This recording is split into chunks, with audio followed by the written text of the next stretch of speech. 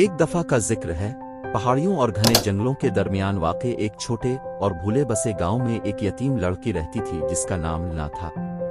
وہ ایک ذہین اور جستجو کرنے والی لڑکی تھی۔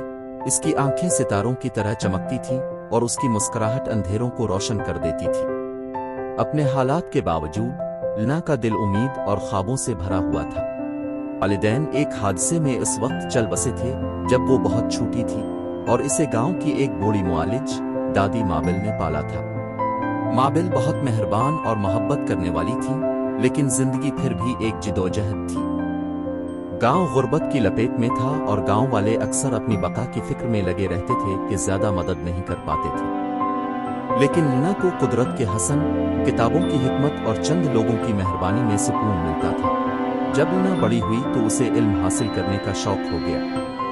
وہ گھنٹوں گاؤں کی چھوٹی بوسیدہ لائبریری میں گزارتی، جتنی کتابیں ملتی وہ سب پڑھ ڈالتی۔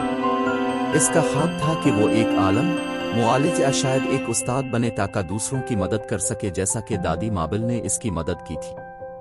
لیکن اس کے راستے میں بہت سی رکاوٹیں تھیں۔ مقامی اسکول نے اسے داخلہ دینے سے انکار کر دیا، یہ کہہ کر کہ وہ یتیم ہے۔ لیکن لنا نے ہمت نہیں ہاری۔ ایک گرمیوں کے دن ایک سفر کرتا ہوا تاجر گاؤں سے گزرا۔ اس کا نام جاسپر تھا اور اس کے پاس نہ صرف تجارتی سامان تھا بلکہ دور دراز کے علاقوں کی کہانیاں بھی تھیں۔ لنا اس کی کہانیوں سے متاثر ہوئی، خاص طور پر انصاف، بہادری اور امید کی کہانیاں۔ اس نے اپنے سیکھنے کے خواب کے بارے میں اسے بتایا اور جاسپر اس کے عزم سے متاثر ہو کر اس کی مدد کرنے کا وعدہ کیا۔ چند مہینے بعد جاسپر واپس آیا۔ اس بار اس کے پاس ایک چھوٹی سی چمڑے کی جلد والی کتاب اور ایلدوریا کے دور دراز شہر کے ایک اسکول کے لیے تعارف کا خط تھا۔ اس نے تعلقات استعمال کیے، احسانات مانگے اور کسی طرح لنا کے لیے وہاں جگہ حاصل کی۔ لنا نے بے پناہ شکر گزاری کے ساتھ جاسپر کو گلے لگائے، اس کا دل امید سے بھرا ہوا تھا۔ ایلدوریا کا سفر لمبا اور مشکل تھا، لیکن لنا پرعزم تھی۔ جب وہ پہنچی تو اس نے خود کو ایک دنیا میں پایا جو اس کے گاؤں سے بہت مختلف تھی۔ اسکول شاندار تھا، طلباء امیر اور خوبصورت کپڑوں میں ملبوس تھے۔ لنا اپنے پرانے کپڑوں اور سادہ آداب کے ساتھ نمایاں تھی۔ اسے اپنے بہت سے ہم جماعتوں کی جانب سے مذاق اور نفرت کا سامنا کرنا پڑا، لیکن اس نے ہمت نہیں ہاری۔ لنا نے اپنی پڑھائی میں دل و جان سے محنت کی، ہر مضمون میں بہترین کارکردگی دکھائی۔ اس کے استاد، جو شروع میں شکی تھے، جلد ہی اس کی غیر معمولی صلاحیت اور محنت کو تسلیم کرنے لگے۔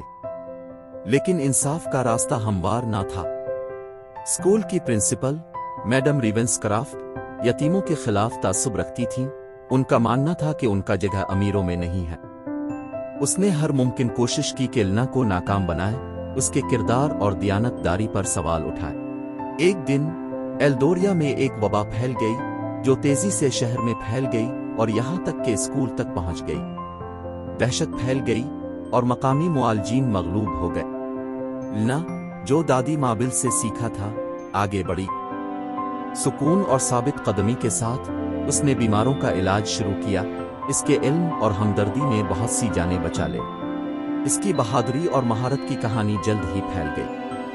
شہر کے میئر نے اس کی لگن کو دیکھتے ہوئے اس کی سرعام تعریف کی۔ شہر کے لوگوں نے اس کی بے غرضی سے متاثر ہو کر اس کے ارد گرد جمع ہو گئے۔ حتیٰ کہ میڈم ریونسکرافٹ بھی اس کے کارناموں کو نظر انداز نہ کر سکی۔ اسے تسلیم کرنا پڑا کہ لنا صرف ایک یتیم نہیں بلکہ ایک ہیرو تھی۔ لنا کے اعمال نے اسکول کی پالیسیوں پر دوبارہ غور کرنے کی راہ ہموار کی۔ یتیم اور دوسرے پسماندہ بچوں کو وہ وظائف اور مواقع فراہم کیے گئے جو ان سے پہلے چھین لیے گئے تھے۔ لنا کے گاؤں کے لوگ اس کے کاموں اور ایلدوریا میں بنائے گئے تعلقات کی بدولت مدد اور امداد حاصل کرنے لگے۔ سال گزرتے گئے اور لنا ایک عقلمند اور معزز معالج اور عالم بن گئی۔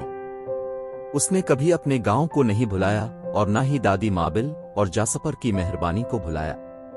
وہ اپنے گاؤں واپس آئی، ایک اسکول اور کلینک قائم کیا تاکہ کوئی بچہ کبھی بھی تعلیم اور ترقی کے مواقع سے محروم نہ رہے جیسے وہ کبھی رہی تھی۔ آخر کار لنا کی کہانی ایک افسانہ بن گئی، امید، عزم اور انصاف کی طاقت کی گواہی۔ اس نے ثابت کیا کہ چاہے آغاز کتنا ہی معمولی کیوں نہ ہو، مشکلات پر قابو پانا اور دنیا میں ایک گہرا فرق پیدا کرنا ممکن ہے۔ اور اس طرح لنا نہ صرف زندہ رہی بلکہ پھلی پھولی، ایک ایسی وراثت چھوڑ کر گئی جو آنے والی نسلوں کو ہمدردی اور بہادری کی تحریک دیتی رہی۔